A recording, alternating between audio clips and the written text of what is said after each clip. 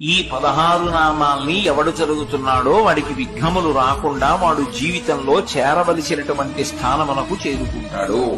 కాబట్టి మిగిలినవి చదివావా చదవలేదా నీ ఇష్టం. ఇది మాత్రం నీ కొరకు మాత్రమే కాదు, నిన్ను నమ్ముకున్న నీ కుటుంబం కోసం నువ్వు చదవాలి. నీకు చదవకడం చేత కాకపోతే కనీసం ప్రతిరోజు ఇది చదవడం వచ్చిన వాళ్ళ దగ్గరికి వెళ్ళి చదవమని నువ్వు వినాలి.